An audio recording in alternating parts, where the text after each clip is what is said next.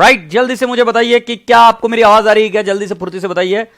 I am doing wonderful, you are doing good. और अगर आपको मुझे मेरी आवाज आ रही है तो जल्दी से एक प्यारी सी ब्यूटीफुल सी अच्छी सी स्माइल भेज दीजिए।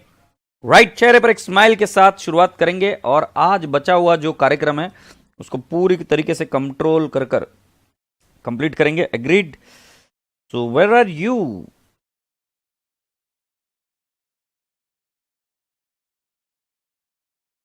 Right so let me know if you have replied to me on that. Alright नमस्ते आप सभी लोगों को, एक प्यारी सी स्माइल के साथ शुरुआत की जाए अभी।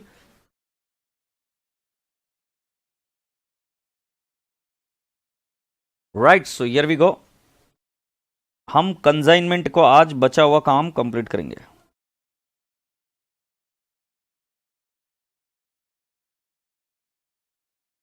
मैंने आज बहुत दुआएं मांगी सर कि आज क्लास सही से चले, बट मुझे बताओ ऐसा क्यों लग रहा है कि आज क्लास सही से नहीं चलेगी? क्यों? हर्षद बाबू की क्लास सही से नहीं चली क्या? चली होगी ना।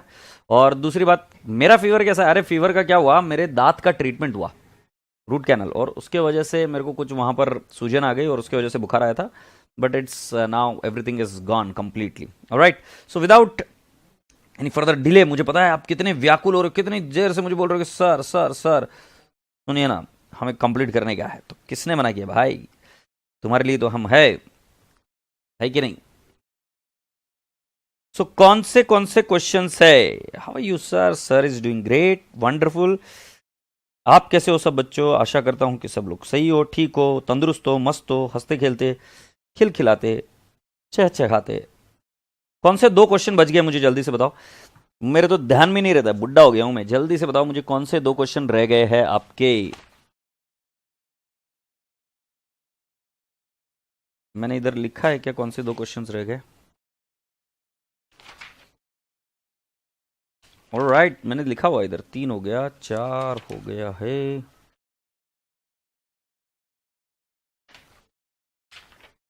एल कौन सा क्वेश्चन दिया था भाई होमवर्क? तुम बता नहीं रहे हो यार, इसका ये एक दिक्कत वाला काम है यार। 5 और 8, 5 और 8, ठीक है आ जाओ। 5 के 5 जहां कहीं पर भी हो मेरे राजा बेटा जी छलांग लगा के आएंगे। क्वेश्चन पेपर में 18 का ये क्वेश्चन है, जहां कहीं पर भी हो छलांग लगा के आओ। Question number 5।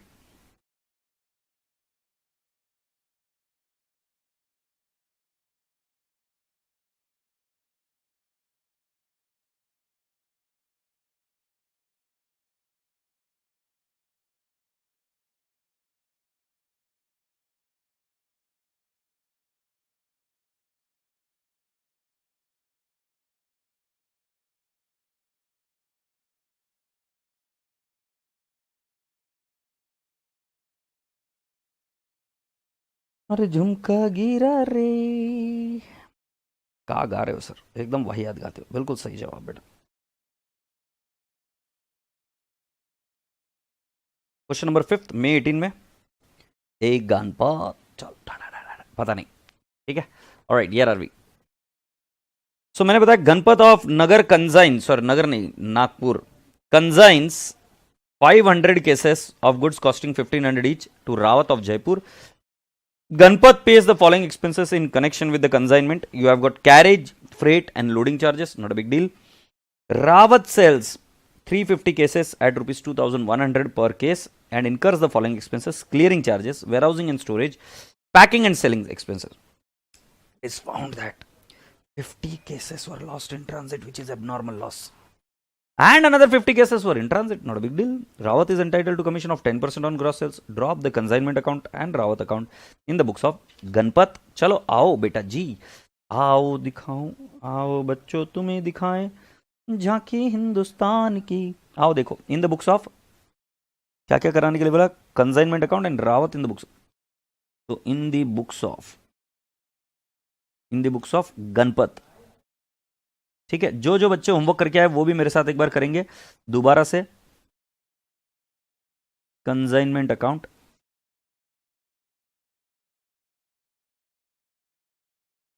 और कंसाइनमेंट अकाउंट में इस तरीके से लाइन, ये 1 2 पर्टिकुलर्स रुपीज, और इधर भी आएगा पर्टिकुलर्स रुपीज। और इधर से एक लंबा डिस्काउंट। कंसाइनमेंट के बाद में नेक्स्ट अकाउंट बनेगा रावत अकाउंट। रावत अकाउंट,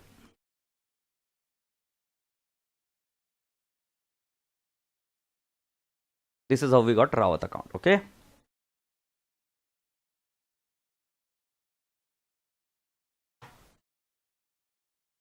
अरे जल्दबाजी मत करो बाबा, मैं धीरे धीरे करूंगा, ऐसा जल्दबाजी नको करो तुम। हाँ, काला बाबा पकड़ के लेके जाएगा, फिर कहां जाएंगे तुम, कुछ भी करते पुट्टे। सो पहला वाला क्या है? To good sent on consignment, sent on consignment, to good sent on consignment. Can I not say it is 500 into 1500 each?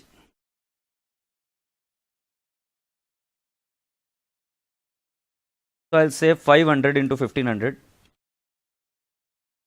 It shall turn out to 7,50,000. Loading amount कुछ भी रिवर्स नहीं होगी। फिर आगे to cash account. To cash account लिखने के बाद में इधर हमारा नीचे आएगा कैरेज, फिर नेक्स्ट आइटम आएगा फ्रेट, फिर आएगा loading charges, loading charges. Okay, so इसका हम कितना लिखेंगे बेटा जी? 15,000, फिर 45,000 और फिर 15,000। So I think it will turn out to 75,000। Okay,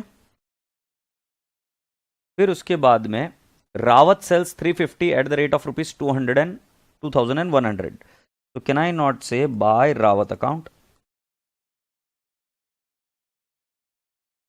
तो हम यहां पर लिखेंगे 350 cases into rupees 2,100। Sells 350 into 2,100, it shall turn out to 7,35,000। Once this is done, then we are expected to write down to Rawat account.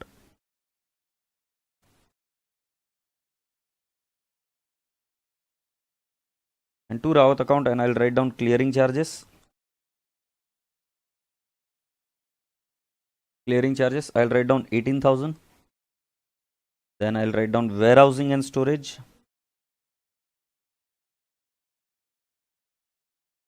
Plus storage. And how much is that? 25,000. And then packing and selling. Packing and selling.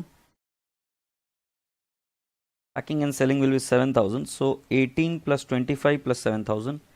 18,000 plus 25,000 plus 7,000 will turn out to how much? 50,000। Commission हम बाद में लिख देंगे बेटा। उसके बाद में जब हम आगे बढ़ते हैं तो उन्होंने ऐसा बताया, it is found that 50 cases were lost in transit which is abnormal loss. तो can I not say bye abnormal loss? Figure कितना है वो निकालेंगे, एबनॉर्मल लॉस वर्किंग नोट। ठीक है, और उसके साथ साथ इधर आएगा बाय स्टॉक इन ट्रांजिट, वो भी लिखेंगे वर्किंग नोट से। और इधर आएगा टू रावत अकाउंट कमीशन।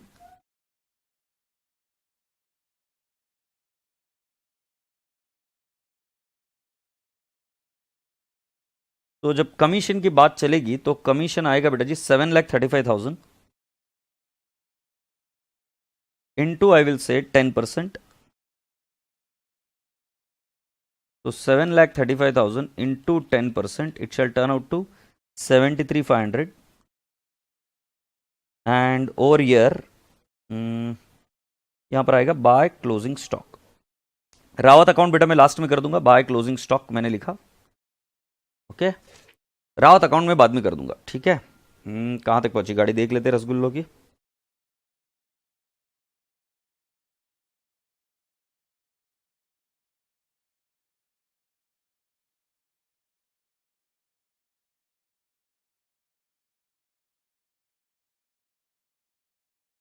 तो सभी लोगों को दिख रहा है राइट? ऐसा अज्यूम करके मैं चल रहा हूं। ओके, बाय क्लोजिंग स्टॉक आ गया। अब यहां पर हम वर्किंग नोट करेंगे बेटा, प्लीज अब इस वर्किंग नोट पर ध्यान देना। यहां पर आएगा यूनिट और अमाउंट और हेडिंग लिखेंगे वैल्यूएशन ऑफ स्टॉक। तो पहला आएगा good sent on consignment, good sent on consignment.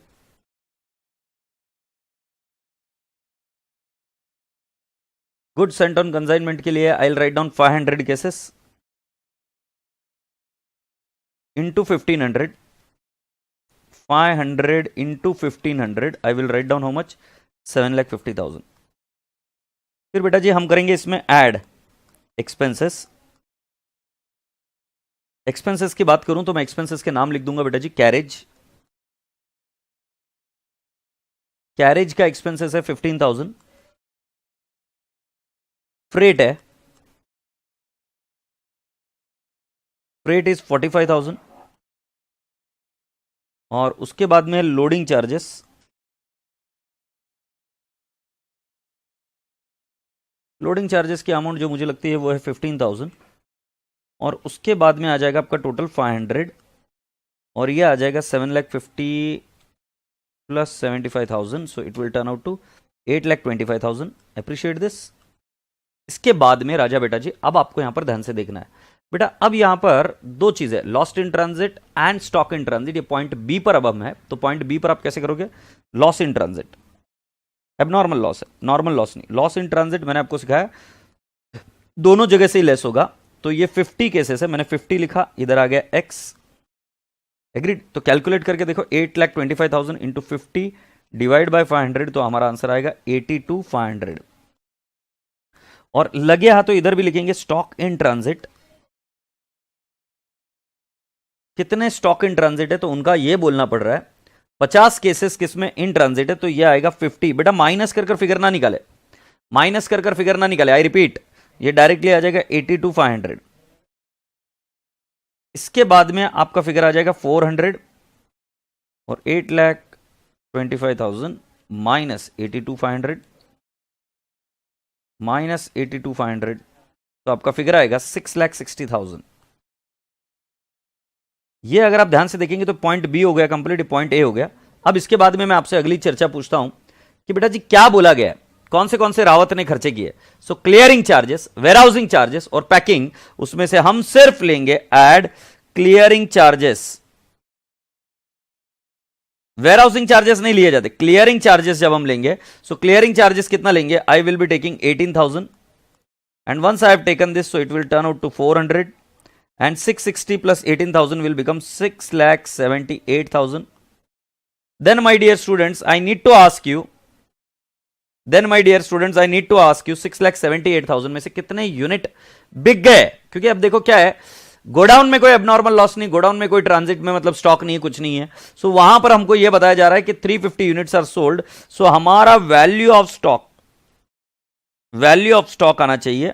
Again it would be 50 unit क्योंकि 350 आर सोल्ड. सो ये इधर आ जाएगा x. तो मैं क्या करूंगा 6,78,000 into 50 divide by 400 and it will turn out to 84,750. So this is what my value of stock is. तो अगर मैं आपको बताऊं तो मेरे को तीन चीजें चाहिए थी, एक एबनॉर्मल लॉस, एक स्टॉक इन ट्रांजिट और एक क्लोजिंग स्टॉक. सो बेटा जी अब देरी किस बात की, तो हम जाके लिख देंगे. यहां पर हमें लिखना पड़ेगा 82,500. स्टॉक इन ट्रांजिट भी हमें लिखना पड़ेगा 82,500 और क्लोजिंग स्टॉक हमें लिखना पड़ेगा राजा बेटा जी, इट इज आई गेस 84,750. 84,750 और इसके बाद में आपका जो है वो आ जाएगा 2 P&L अकाउंट. 2 P&L account. मैं आपके आंसर के लिए इंतजार करूंगा. आप जब आंसर देंगे तभी मैं लिखूंगा 2 P&L अकाउंट आपका क्या है. Let's see. एक गुड़िया ने मुझे आंसर भेजा 36,250. Let's see if that answer is correct. 36,250 नाम है गुंडी का, नहीं लड़के का, मेघांत रामतकर. राइट. अब रावत साहब का हम क्या करेंगे, इधर 2 कंसाइनमेंट अकाउंट. ये अमाउंट आनी चाहिए 7,50,000. इधर आएगा बाय कंसाइनमेंट अकाउंट और इधर मैं लिखूंगा एक्सपेंसेस 36,250. ओके. एक्सपेंसेस में मैं लिखूंगा 50,000 और लिखूंगा बाय कंसाइनमेंट अकाउंट.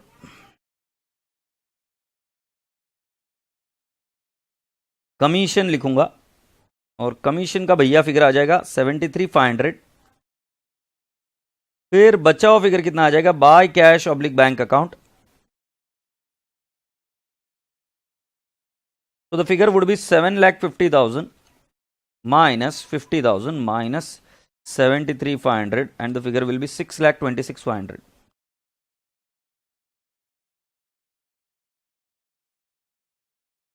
ये टैली हुआ 626,500 पर और प्रॉफिट जैसा आप बता रहे हो 36,250 सभी लोगों की आम सहमति बन गई है 36,250 and that I think should be the right answer.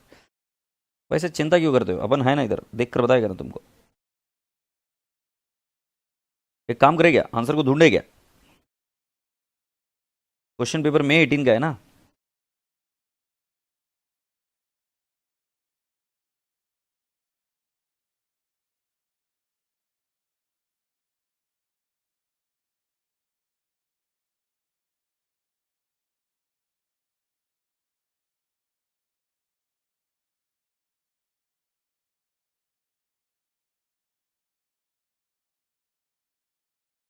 तुमने आंसर चेक कर लिया क्या, मेरी जरूरत है क्या चेक करने की।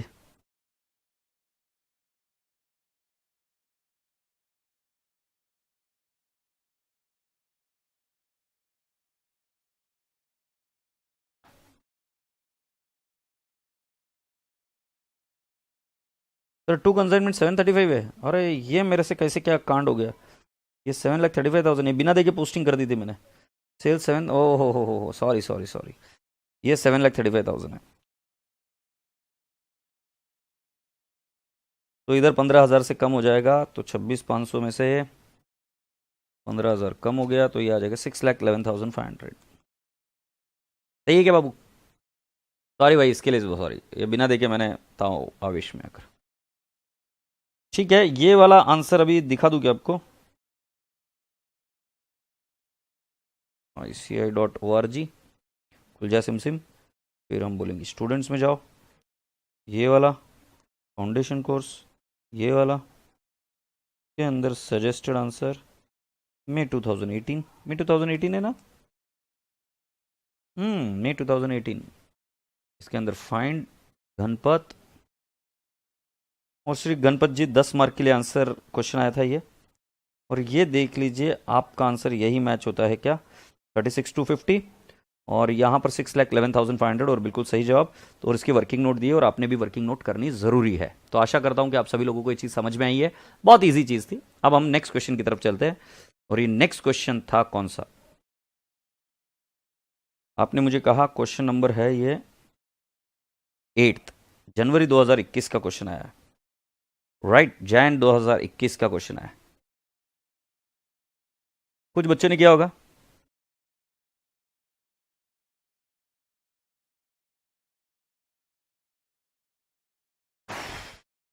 Let's go ahead. अभी कुछ बच्चों को अभी भी प्रॉब्लम आ रही है यार,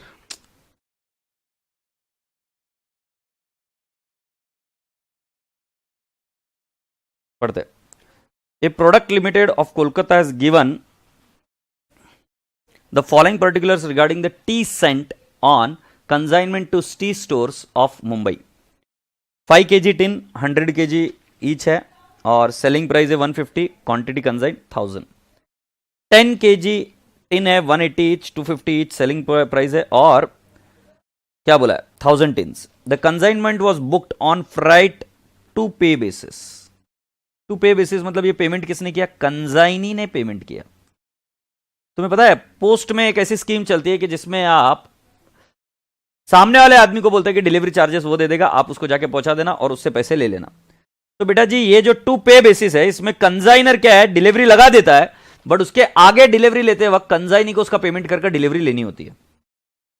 the freight was charge at the rate of 5% of the selling price. C stores sold 500 5 kg tins and 800 10 kg tins. It paid insurance of 10,000 and storage charges of rupees 20,000. ठीक है, C stores is entitled to fixed commission of 10% on sales. During transit, 50 quantity of 5 kg tin and 20 quantity of 10 kg tin got damaged and the transporter paid 5,000 as damage charge. Prepare the consignment account in the books of Product Limited. और आगे कुछ नहीं बोला है।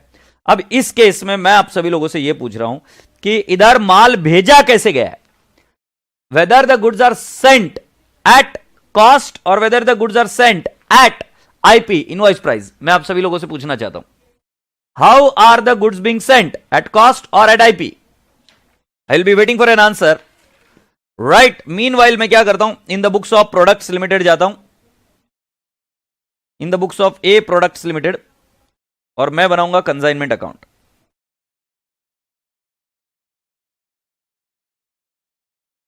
इन the books of A product limited.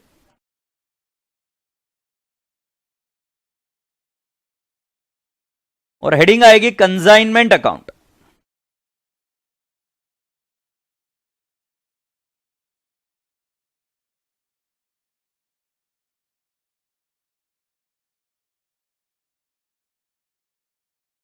ठीक है.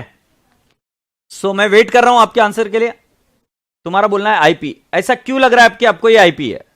I am requesting, why do you think so it is an IP? Everyone please let me know, why do you think so it is at IP?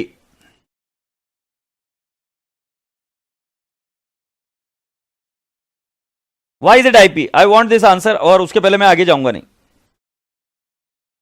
ये question दोनों से ही solve हो सकता है, IP से भी हो सकता है, कॉस्ट से भी हो सकता है, और दोनों में आंसर सेम आएगा. बस मैं पूछना चाह रहा हूं कि why do you think so IP पर ये माल लेना है.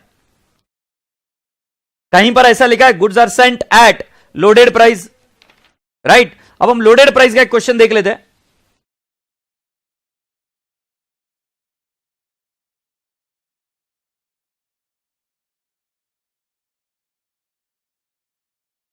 आरटीपी नवंबर 19 का क्वेश्चन नंबर 3 अगर आप देखेंगे तो उसमें क्लियर कट मेंशन्ड है कि goods are sent at loaded price.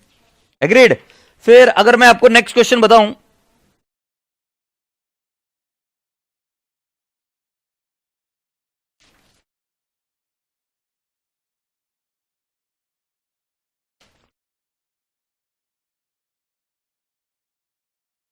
Question number 1 भी अगर आप देखेंगे तो क्लियर कट बोला है कि goods are sent at IP loaded price. यहां पर कहां पर भी बोला है कि आईपी पर भेजा है बोलकर, मुझे यहां पर कहीं नहीं लिखा हुआ है कि it is sent at IP. अब कुछ बच्चे हैं ना कुछ भी बड़बड़ कर रहे हैं. निशिता सिंह क्या बड़बड़ कर रही है सुनो.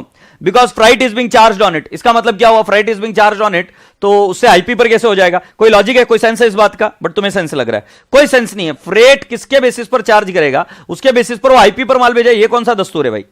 कॉस्ट पर कर सकते हैं बिकॉज कॉस्ट गिवन है. यस, फ्रेट आईपी पर चार्ज करा है. ओके, कॉज फ्रेट वो सेलिंग वैल्यू पर देगा, कंजाइनी क्योंकि उसको आईपी ही पता है तो उस बेसिस पर देगा. अब ये विश्वास, जो विश्वास भाई है उसका जो आंसर है वो काबिले तारीफ है. इसके पहले आंसर में कोई दम नहीं था. ये यहां पर ये बच्चा क्या बोल रहा है कि सर अगर आप देखेंगे तो कंजाइनी फ्रेट पे करेगा, बट कंजाइनी अगर फ्रेट पे करेगा तो उसको माल की सेलिंग प्राइस पता है तो उसके ऊपर वो सेलिंग प्राइस पर क्या बोलता है, फ्रेट देगा. ठीक है, मैं एक एंगल से बात समझने के लिए तैयार हूं, बट ऐसा भी तो हो सकता है कि उसको कॉस्ट पता है और उसको बोला गया कि फ्रेट हम किस पर देंगे? सेलिंग प्राइस पर देंगे. ऐसा भी तो हो सकता है. एग्रीड. सो बेटा जी इस क्वेश्चन का आंसर आप दोनों तरीके से निकाल सकते हो, कॉस्ट पर भी निकाल सकते हो, आईपी पर भी निकाल सकते हो. हमें इसकी नोट लिखनी पड़ेगी कि नोट में हम क्या अज्यूम करें कि goods are sent at selling price to the consignee. और हम ऐसा क्यों बोलेंगे? क्योंकि हम बोलेंगे क्योंकि उसको माल के ऊपर जो फ्रेट भरना है वो फ्रेट भरना है on what I can say selling price. तो जाहिर सी बात है उसको सेलिंग प्राइस ही पता होगी. ठीक है, तो हम इधर लिखेंगे note. It is assume that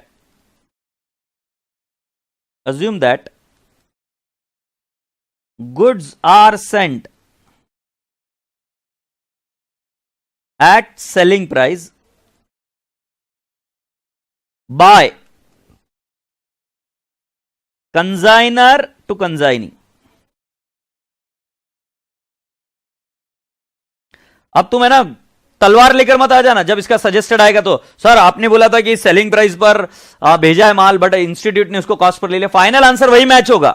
but बेटा जी इस केस में हम ये अज्यूम कर रहे हैं. अब अजम्पशन कुछ भी हो सकता है. तुम अज्यूम कर सकते हो कॉस्ट पर भी, उसमें भी आंसर गलत नहीं है. आप अज्यूम क्या कर रहे हो? सेलिंग प्राइस पर, उसमें भी आंसर कोई गलत नहीं है. सो राजा बेटा जी अब हम शुरुआत करते हैं. Can I not say I will write down here to goods sent on consignment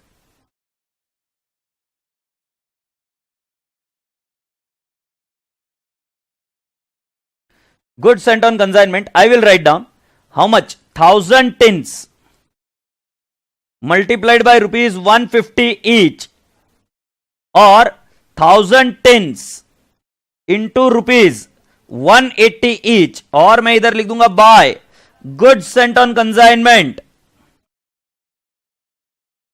loading reverse करनी है मुझे.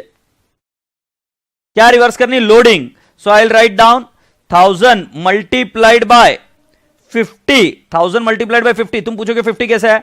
150 माइनस 100, और इधर लिखूंगा 1000 मल्टीप्लाइड बाय 70. 70 कैसे आया? 250 माइनस 180. 250 माइनस 180.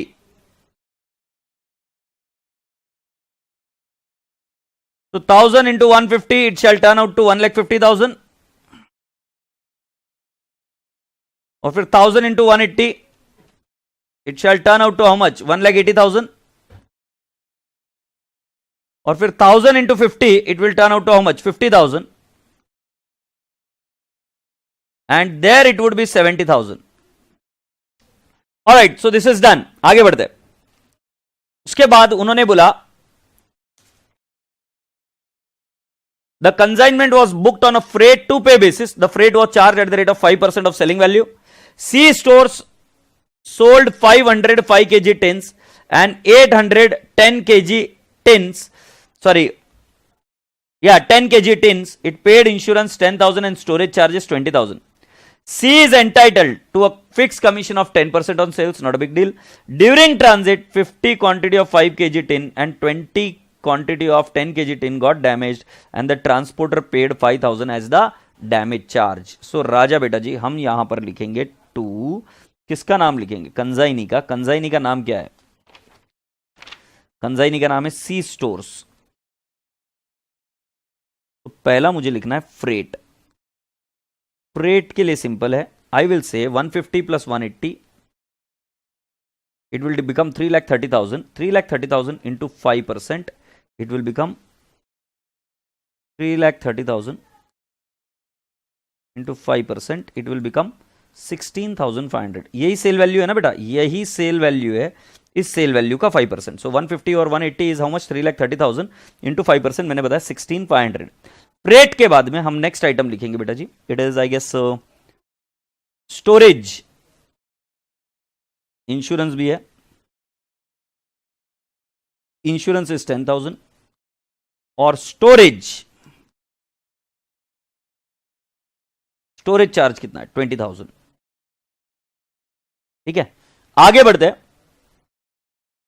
यहां पर एबनॉर्मल लॉस आएगा. Abnormal loss, loss in transit, और क्या आएगा? इधर क्लोजिंग स्टॉक आएगा बाय स्टॉक ऑन कंसाइनमेंट.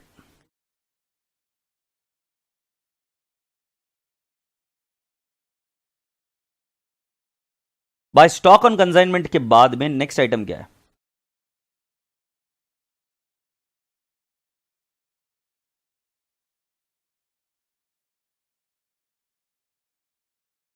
इधर सेल भी तो लिखना पड़ेगा. ओ ओ ओ ओ ओ, ओ एक सेकंड है बेटा. बाय सी स्टोर्स अकाउंट. तो बेटा जी कितना माल बेच दिए? बाय सी स्टोर्स अकाउंट कितना माल बेच दिए है?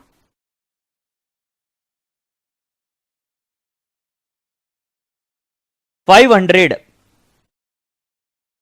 इंटू रुपीज 150 और 800 इंटू रुपीज 180. ये सेल वैल्यू आ जानी चाहिए. सो 500 इंटू 150 ये आ जाना चाहिए 75,000. और दूसरा क्या है? 800 इंटू 180 ये आ जाएगा 1,44,000. अब 75,000 प्लस 44,000 कितना आ जाएगा राजा बेटा जी? 2,19,000. ठीक है, all right, perfect friends, you all have done wonderfully well. Now comes a question कि इसको सॉल्व कैसे किया जाए.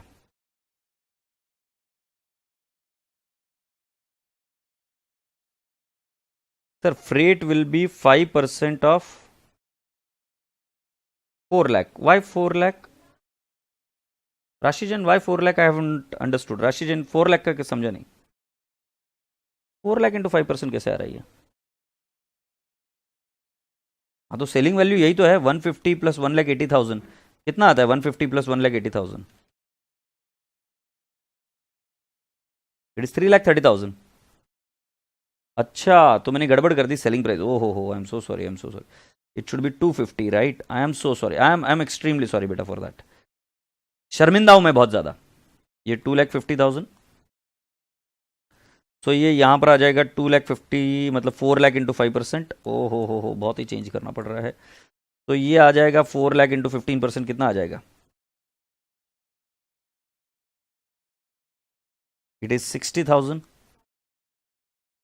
और क्या, ये इधर आना चाहिए इंटू 250। तो 800 into 250 will be equal to how much? 2 lakh.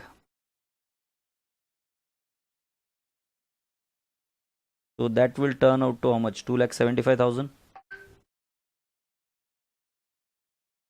क्यों भाई साहब, बरोबर है क्या? अब बेटा जी आपको इसमें निकालना है एबनॉर्मल लॉस और स्टॉक ऑन कंसाइनमेंट। तो पहले मुझे बताओ कैसे निकालेंगे, कैसे? How are you going to distribute it? जल्दी से बताओ।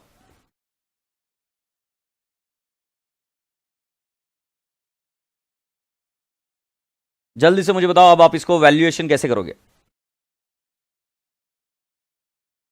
जिन जिन बच्चों ने सॉल्व किया है उसका मुझे फोटोकॉपी भेजो।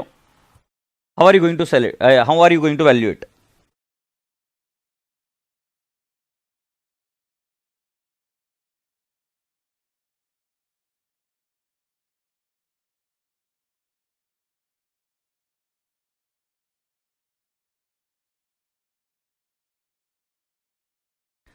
चलो इधर मैं बताता हूं वैल्यूएशन ऑफ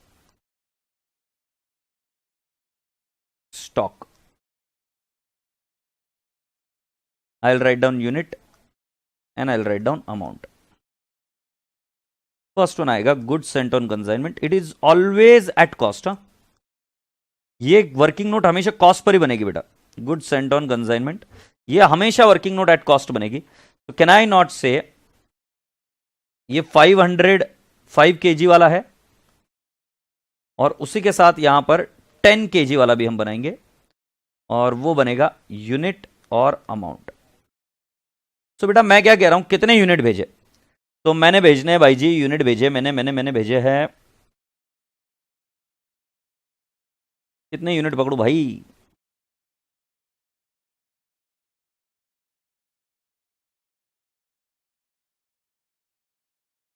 थाउजेंड यूनिट और उसको मल्टीप्लाई कर दूंगा विथ 100 रुपीज।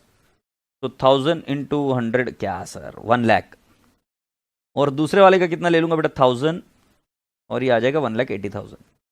अब बेटा जी फ्रेट एक्चुअली इनकर किया है कंजाइनर ने। आई रिपीट, फ्रेट एक्चुअली इनकर किया है कंजाइनर ने। सो मैं करूंगा ऐड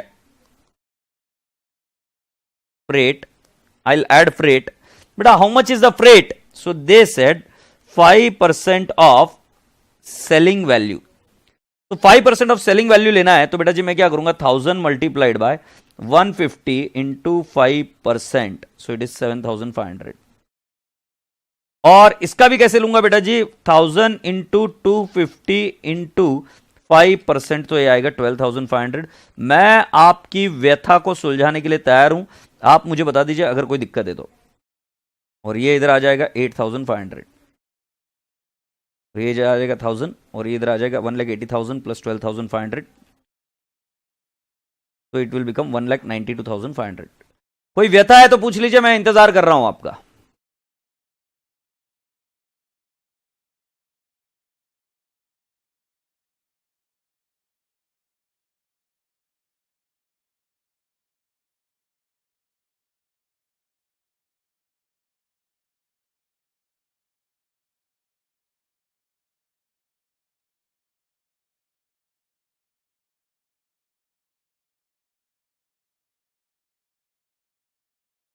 वेरी गुड, मेजोरिटी बच्चों ने सही किया है। Okay, so now what I do, ये पॉइंट ए आ गया। नाउ आई से loss in transit. Loss in transit, कितना लॉस इन ट्रांजिट है बेटा जी? तो they have said 50 quantity, right, और यहां पर बोला है 20 क्वांटिटी। सो बेटा जी अभी सिंपल सा बात है, 50 इंटू 8500, यार कुछ भी लिख रहा हूं मैं आज। हाँ, 50 इंटू 1,07,500 डिवाइड बाय 1000 अगर हम करेंगे तो आंसर आ जाएगा हमारा 5375। ये नुकसान यहां पर हुआ।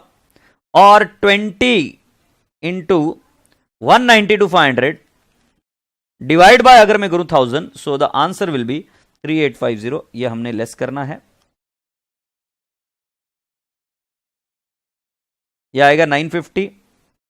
और अब हम क्या करेंगे, 1,07,500 माइनस 5375, और इसका आंसर आ जाएगा 1,02,125, और 1000 माइनस 20, तो इट वुड बी 980। तो 192,500 माइनस 3850, 188,650, 188,650। अब बेटा मैं तुमको एक बात बता रहा हूं, जरा ध्यान से सुनना, और मेरे पास इसके अलावा कोई जरिया नहीं है, तरीका नहीं है। अब आप बोलेंगे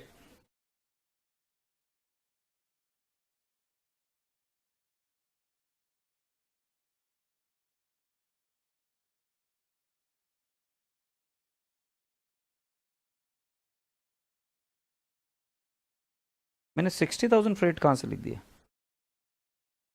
हाँ तो 20,000 ही तो है। किसने बोला रे नालायक? 20,000 ही लिखा है मैंने, नालायक झूठ बोलते हैं, कुछ भी बोलते हो कह रहे तुम, राशि जैन वगैरह, क्या है 20,000 ही है।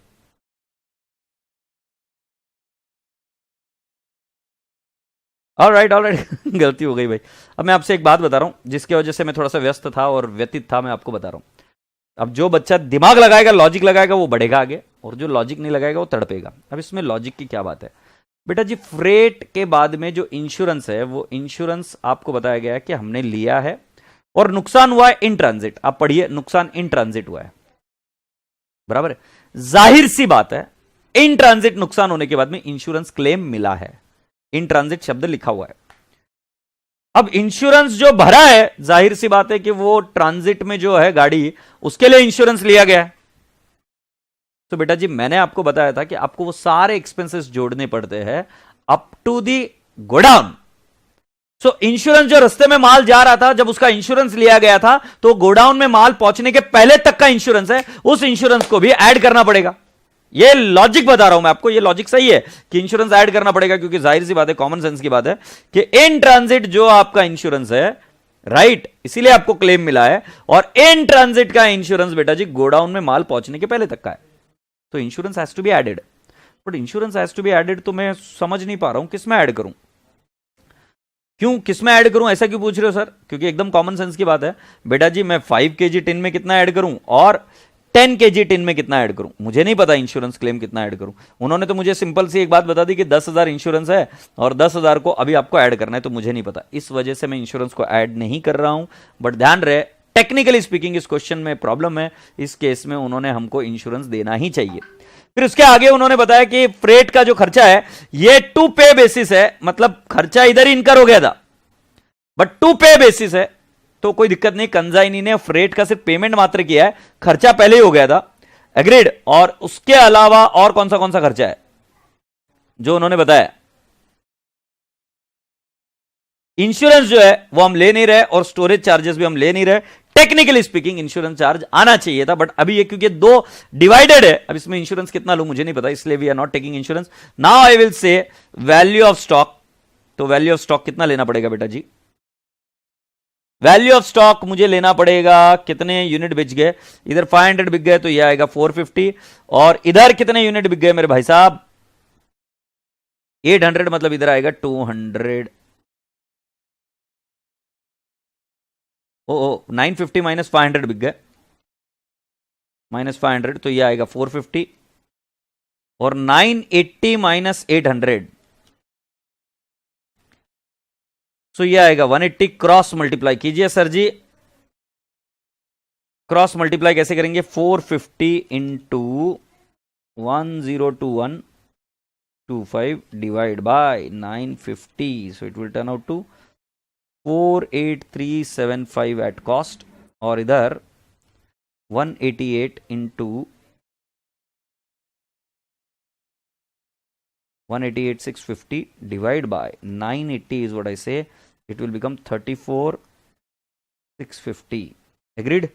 तो जब ये आंसर आ गया तो ये आपका वैल्यू ऑफ स्टॉक आ गया, ये एट कॉस्ट आया. बट बेटा जी मुझे किस पर लेना है? At selling price. तो मैं इस केस में क्या करूंगा, इसके अंदर जोड़ दूंगा एड लोडिंग. तो लोडिंग कैसे जोड़ दूंगा बेटा जी? मैं सिंपल है, इसका वर्किंग इधर दे रहा हूं मैं 450, पहले वाले का वर्किंग दे रहा हूं 450 मल्टीप्लाइड बाय 50, और दूसरे वाले का वर्किंग दे रहा हूं मैं 180 into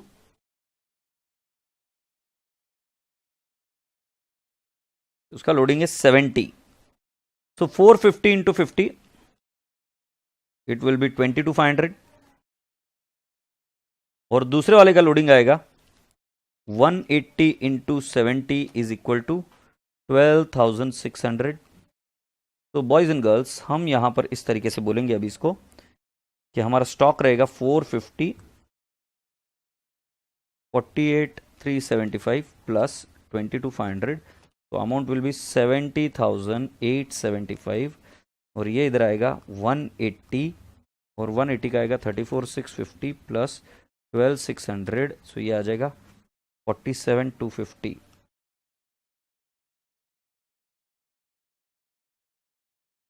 I hope you people have understood so far.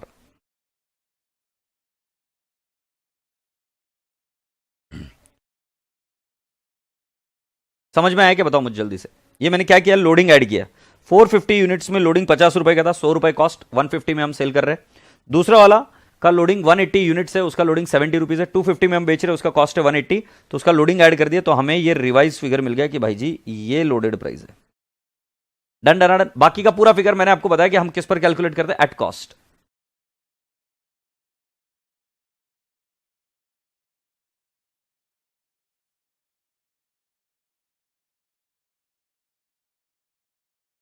तो चले अभी आगे.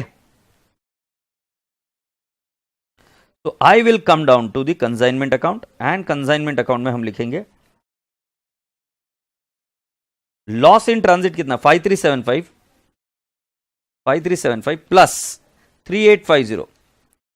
5375 कैन आई नॉट से 5375 प्लस 3850, ये टोटल लॉस है, माइनस में लिखूंगा कितना क्लेम मिल गया बेटा जी. So I have received a claim of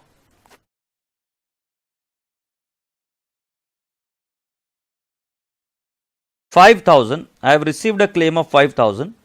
So बेटा जी हम बोलेंगे 5375 plus 3850 minus 5,000. So it shall be equal to 4,225. और इधर लिखेंगे बाय ट्रांसपोर्टर. इधर एक ये चीज अच्छी थी जिससे मेरे को अभी क्वेश्चन क्लियर हो गया कि ट्रांसपोर्टर ने क्लेम भरा है, मतलब इंश्योरेंस लिया ही नहीं था, इन ट्रांजिट इंश्योरेंस नहीं लिया. देखो ट्रांसपोर्टर ने भरा है, इंश्योरेंस कंपनी ने नहीं भरा है. वो लाइन मिस हो गई मेरे से, जरा ध्यान से सुनो. तो इस प्रॉब्लम में कोई इश्यू नहीं है. इधर क्या लिखा, ट्रांसपोर्टर पेड, बोला है कि नहीं बोला? ट्रांसपोर्टर पेड मतलब इंश्योरेंस इन ट्रांजिट का नहीं लिया हुआ था, मतलब वो ऐड नहीं करना है हमें. सो इंश्योरेंस को हम आराम से अब अज्यूम कर सकते हैं कि वो नॉन रिकरिंग एक्सपेंसेस था. और इधर ट्रांसपोर्टर अकाउंट हम लिख देंगे 5,000. सो जो टोटल लॉस है वो हम लिखेंगे यहां पर. अच्छा ये आउटर कॉलम में लिख दूंगा 4,225, और ये वाला अमाउंट आ जाएगा 5,000. पहले बताओ ये समझ में आया कि नहीं आया? मैं ऑफिस से दोबारा बताता हूं. एबनॉर्मल लॉस हम कैसे लिखते हैं, मैंने आपको समझाया. एट कॉस्ट आपको लिखना पड़ता है. सो एट कॉस्ट मतलब 5375 और 3850 टोटल लॉस था, माइनस आपने किया जितना क्लेम मिला 5,000, तो 4,225 ये आपने क्लेम लिखा, और ट्रांसपोर्टर भैया ने 5,000 दे दिया, आपने ट्रांसपोर्टर का लिख दिया 5,000. एग्रीड. अब राजा बेटा जी आपका आया स्टॉक, ये कितना लिखना है 70,875. सो कैन आई नॉट से 5 kg टिन, मैं लिखूंगा 70,875 और 10 kg tin I will write down 47,250, और ये आउटर कॉलम में चला जाएगा 70,875 plus 47,250, it will equal to 118,125 और इसके ऊपर हम निकालेंगे to stock reserve account. Agreed. Stock reserve कितना आएगा बेटा जी? फर्स्ट वाले आइटम का आएगा 5 kg टिन 22,500, 5 kg टिन 22,500 और 10 kg टिन 12,600। याद आ रहा है? चेक कर लेते हैं। यही है कि 12,600। Yup, that's right. 22,500 और 12,600। आउटर कॉलम में जब हम लिखेंगे तो 22,500 plus 12,600 it will turn out to 35,100। अब राजा बेटा जी आपको निकालना है क्या? प्रॉफिट। सो 2 आ जाएगा P&L अकाउंट। आप मुझे निकाल कर बताइए कि क्या प्रॉफिट रहना चाहिए, कि बाकी सारी चीजें हमने लिख दी है। कमीशन लिखा क्या रे? ओह, 2C स्टोर्स, कमीशन नहीं लिखा है। 2C स्टोर्स और एक आइटम आएगा, कमीशन का फिगर आएगा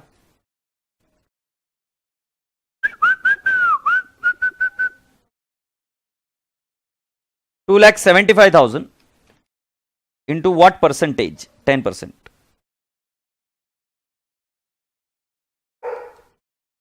So it will turn out to 27,500. अब मुझे नेट प्रॉफिट निकाल कर बताओ। बताओ अभी और कोई दिक्कत है क्या? जल्दी से बताओ, मैं वेट कर रहा हूं।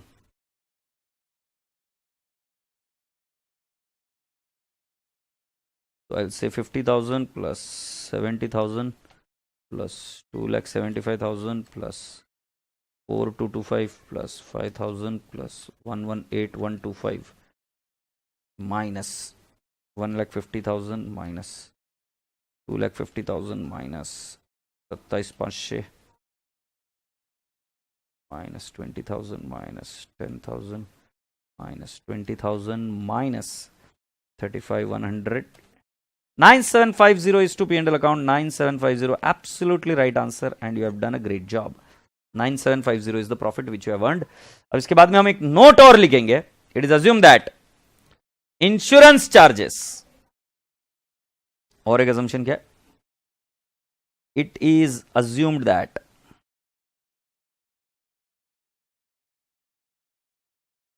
insurance charges are non-recurring, are recurring in nature.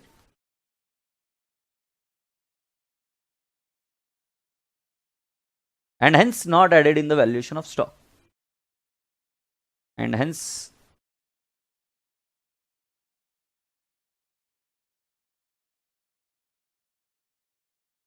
अरे क्या हुआ देखना उधर, वो क्यों तंग कर रही है?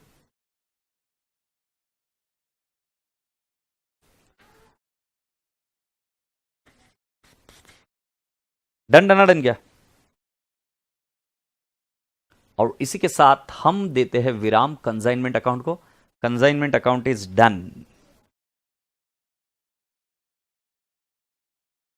तो ट्रांसपोर्टर को हम पैसे देंगे तो क्रेडिट में क्यों? वाह बेटा वाह, वेरी गुड। कोमल काव्यदास, वेरी गुड। मतलब प्रॉब्लम पढ़कर भी है ना, अनपढ़ के अनपढ़ रहे, और प्रॉब्लम में इंग्लिश लिखी हुई है फिर भी अनपढ़ रहे। मतलब मैं, मेरा माल होगा वो ट्रांसपोर्ट में डालूंगा। सपोज तू एक काम कर, तेरी बाइक है, तेरा फ़ोन है, ट्रांसपोर्ट में कहीं मुझे भेज देना, फिर तेरे मोबाइल को ट्रांसपोर्टर वाले फोड़ देंगे, तोड़ देंगे, फिर उसके बाद में तुम बोला कोई बात नहीं, फोड़ दिया तो फोड़ दिया, मैं आपको पैसे देती हूँ, है ना? तो ट्रांसपोर्टर को हम पैसे देंगे ना, ट्रांसपोर्टर को हम पैसे देंगे, बराबर है ना इडियट? ट्रांसपोर्टर से हमें पैसे मिल रहा है और कंसाइनमेंट के लिए वो इनकम है, and that's the reason it is credited here. Sir एक बार नोट दिखा दो, ये रही नोट।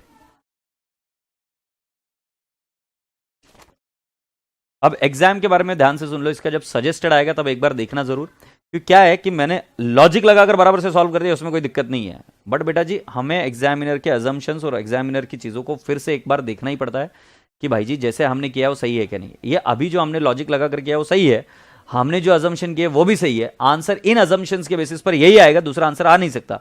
बट हो सके कि एग्जामिनर उसको कॉस्ट पर ही ले ले। अगर एग्जामिनर उसको कॉस्ट पर लेगा तो स्टॉक रिजर्व की एंट्री नहीं आएगी और लोडिंग रिवर्सल की एंट्री नहीं आएगी, बस उतना ही। इसका मतलब ये नहीं कि हमारा क्वेश्चन रॉन्ग है। सर एक बार नोट दिखा दो। हाँ सर, एक क्वेश्चन में डाउट है। क्या क्वेश्चन में डाउट है बोल मुझे।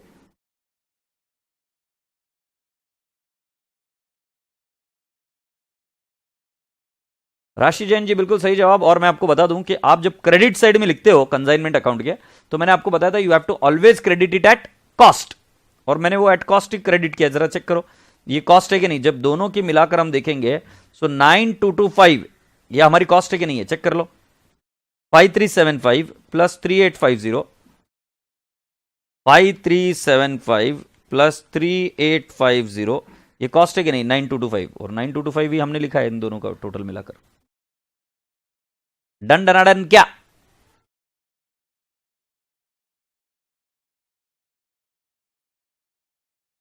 तो with this we are done with the consignment account. ये बच्चा बोल रहा है कि मॉड्यूल के क्वेश्चन नंबर 1 में दिक्कत है। कौन सा क्वेश्चन है बेटा, बता मुझे जल्दी से, हम वेट करेंगे। बट इसके बाद में मैं क्वेश्चन नहीं लूंगा, मैं पहले ही बोल रहा हूं, क्योंकि तुम ऐसे एक एक क्वेश्चन करके मेरे से बोलोगे कि ये करवा दो वो करवा दो, फिर हमारा ये कंप्लीट नहीं होगा सिलेबस। तो हम एक काम करते हैं भाई जी, चले चलते इधर किसकी हमें डर है। तो ये 2021 का हमने ओपन किया, आपने बताया मुझे कंसाइनमेंट में आपको दिक्कत है, तो कंसाइनमेंट खुल जा।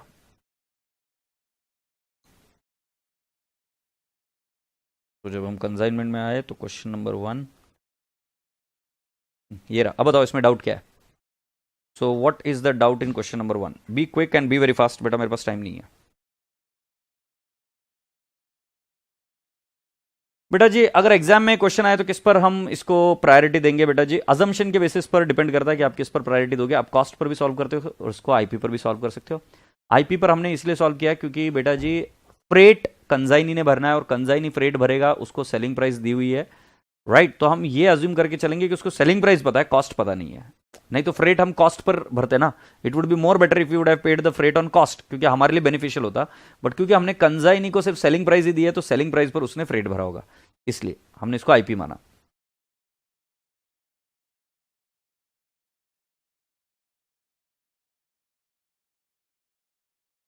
सर आईसीआई के मॉड्यूल में ऐसा है क्वेश्चन, तो उसमें कॉस्ट पे गुड सेंड किया है।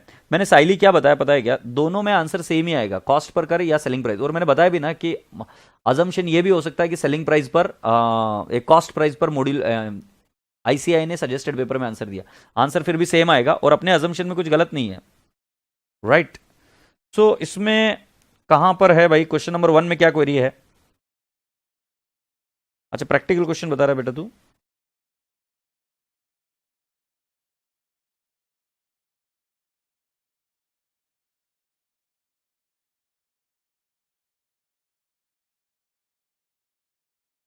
Alright here are we.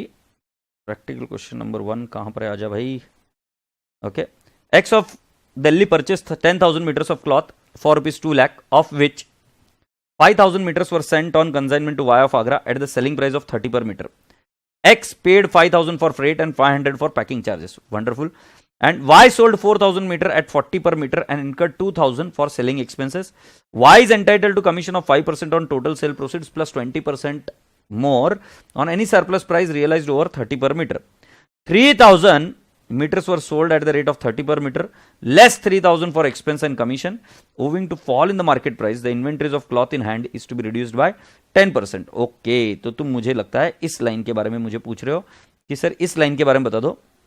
Owing to fall in the market price, the inventory of cloth in hand is to be reduced by 10%. अब बेटा क्या है, जब तुम मार्केट प्राइस नीचे चली गई, तो अब आप इसको क्या कर दोगे, रिड्यूस करोगे उसकी कॉस्ट प्राइस को। तो मैं आपको समझाता हूं कि कैसे होता है। बेटा inventory is valued at cost और market price whichever is lower. I repeat, inventory is valued at cost और market price whichever is lower. ये बात तुम्हारे दिमाग में गई क्या, जहन में गई क्या तुम्हारी बात? तो बेटा कॉस्ट और market price whichever is lower जब हम वैल्यू करते, तो अब ये क्या बोल रहे हैं कि हमें इन्वेंट्री की वैल्यू को कम करना पड़ेगा। ये मैं सब कुछ कर कर दिखाऊंगा।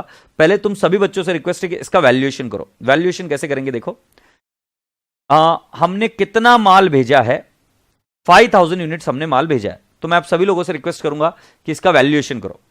तो यूनिट अमाउंट कर इसका वैल्यूएशन करो, मुझे फोटोग्राफ भेजो, be very quick, be very fast. इसका वैल्यूएशन करो, मैं समझा दूंगा। ये इसमें ज्यादा कोई बड़ी बात नहीं है, वो 10% वाली जो बात है वो समझा दूंगा, बट सभी बच्चे इसका वैल्यूएशन करेंगे पहले, राइट। और ये लोडिंग वाला माल है, लोडिंग वाला माल है क्योंकि इसको माल कैसे भेजा गया, eight selling price of ₹30 per metre.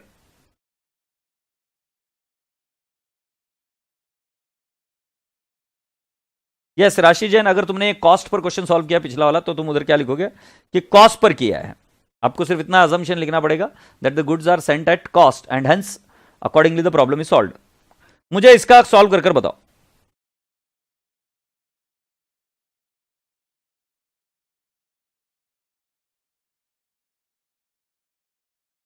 मैं वेट कर रहा हूं कब से, जल्दी से मुझे वैल्यूएशन ऑफ स्टॉक कर कर बताओ। Be very fast.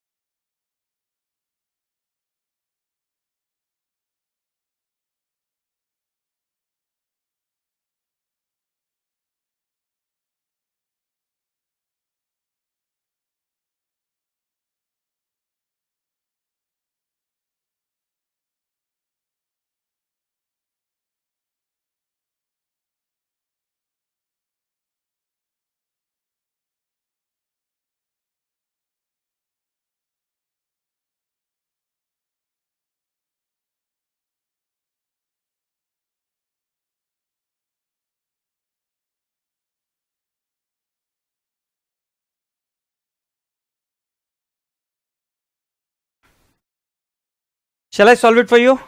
Okay, let me try.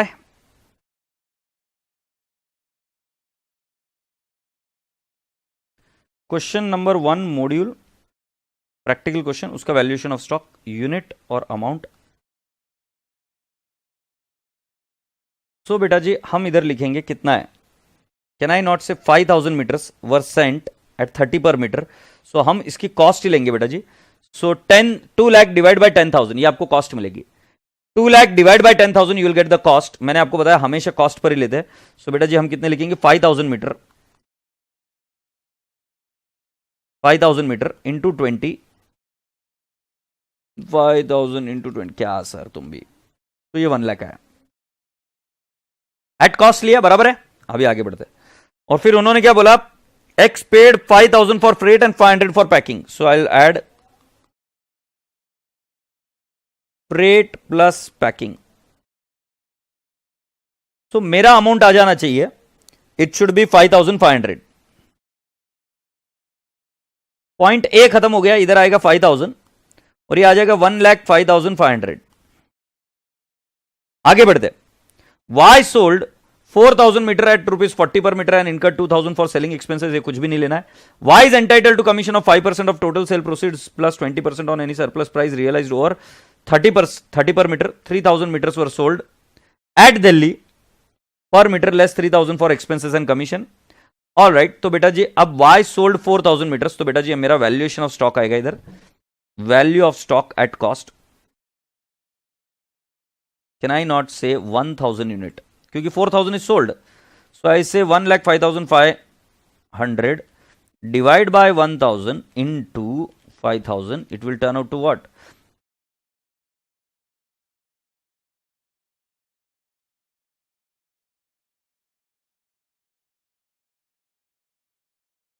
$21,100।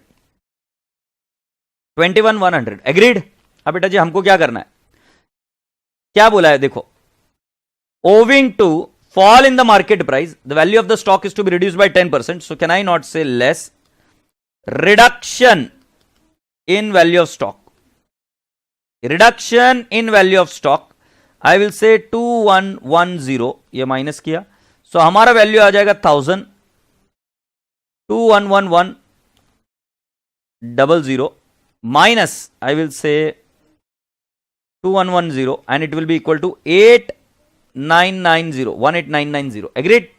अब इसके अंदर ऐड करना है ऐड स्टॉक रिजर्व, क्योंकि ये तो चेंज नहीं होगा, स्टॉक रिजर्व तो उतना ही रहना है। स्टॉक रिजर्व हम कितना मान लेंगे बेटा जी, so can I not say it is 10 rupees, क्योंकि 30 में भेजा, into 1000, so I'll say it would be 10,000.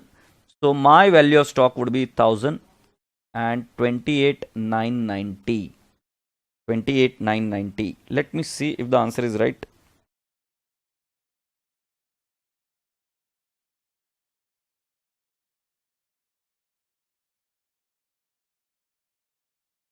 या यार इट इज 28,990 और उसका स्टॉक रिजर्व आया 10,000, जैसे मैंने आपको समझाया इस तरीके से करना है। सो बेटा जी 1 लाख लिया प्लस फ्रेट ऐड किया, सो आपका ये वाला वैल्यू आ गया। अब उसके बाद में वैल्यू ऑफ स्टॉक आने के बाद में उसका वैल्यू रिड्यूस करना है, ऐसा एग्जामिनर ने क्लियर कट बोला है। सो किससे कम करना है बेटा जी? Cost. Value of stock is this, ये जो वैल्यू हम ले रहे हैं 10,000 ऐड करके वो तो आर्टिफिशियल वैल्यू है ना भाई। सो हमारा वैल्यू ऑफ स्टॉक है 21,100, उसको कम करना है बोला 10% से, हमने कम कर दिया और उसके बाद में जो लोडिंग फैक्टर था वो लोडिंग फैक्टर उसमें लोड कर दिया, बस बात खत्म हो गई, आंसर आ गया हमारा।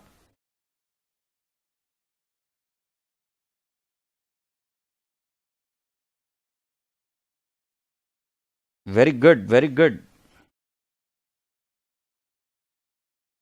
Everyone agrees. आशा करता हूं कि आपका एक क्वेरी सॉल्व हो गया। अब इसके बाद में आप इसको सॉल्व कर सकते हो। एग्रीड, बाकी कुछ बड़ी बात नहीं है, बस इसमें एक trading P and L account भी बनाना पड़ता है। सो trading P and L account भी इसके अंदर बनाना, आप ट्रेडिंग अकाउंट भी इंस्टीट्यूट ने बनाया है। सो ट्रेडिंग अकाउंट कैसे बनाया ये देख लो। ये पहला वाला तो कंसाइनमेंट अकाउंट है, ये मैंने बताया अभी आपको। ट्रेडिंग अकाउंट में सेल्स लिया, गुड सेंट ऑन कंसाइनमेंट लिया और इन्वेंट्रीज जो बचा हुआ है, मतलब टोटल बाय किया था उसमें से कुछ कंसाइनमेंट में भेजा, कुछ सेल किया और जो बचा हुआ है वो हमने इधर दिखाया और उसमें से लेस 10% करके वैल्यू किया और बाकी का पूरा सॉल्व किया। यस और नो? ध्यान रहे कंसाइनमेंट प्रॉफिट जब तुम वहां पर पी एंड एल अकाउंट लिखते थे डेबिट साइड में, कंसाइनमेंट अकाउंट के डेबिट में आप क्या लिखते हो? To P and L account लिखते हो। ये देखो to P and L account, तो पी एंड एल के कहां जाएगा? क्रेडिट साइड में। और वही चीज आपको मॉड्यूल के आंसर में भी दिख रही है कि इधर by consignment account profit on consignment लिखा हुआ है। Appreciate this. सो बेटा जी इसके अलावा और कोई क्वेरी है तो मुझे पूछ लो, जल्दी से फुर्ती से, मैं वेट कर रहा हूं। क्वेरी नहीं है तो फिर आज हम इसको पूर्ण विराम करेंगे और बोलेंगे बाय बाय। बाय बाय मतलब कौन सा? इस टॉपिक को। कोई क्वेरी फुर्ती से मुझे बता दो, else we wind up this topic. और मैं अभी आप सभी लोगों से रिक्वेस्ट करूंगा कि सभी जितने भी क्वेश्चन है मॉड्यूल के वो सब सॉल्व कर देना आप। एग्रीड? और इसकी टेस्ट आज मैं आपको भिजवाता हूं, टेस्ट के पेपर्स को भी आपने एक बार लिखकर उसके आंसर्स चेक कर लेना। रेक्टिफिकेशन ऑफ एरर पिछली बार सॉल्व किया था, अब कंसाइनमेंट का सॉल्व करना है। ऑलराइट, बाकी के सुस्त मुर्गे कहां है? रिप्लाई क्यों नहीं कर रहे बाकी के सुस्त मुर्गे? वेयर आर दी अदर सुस्त मुर्गाज एंड मुर्गीज? ऑलराइट ऑलराइट ऑलराइट, लड़कियां ज्यादा एक्टिव है इस ग्रुप में, लड़कियां पास होगी। जो ज्यादा कमेंट करेंगे उसमें से ज्यादा बच्चे पास होंगे, बॉयज और गर्ल्स में, बाकी आपकी इच्छा है। राइट? सो चलो इस टॉपिक को मैं कह रहा हूं अलविदा।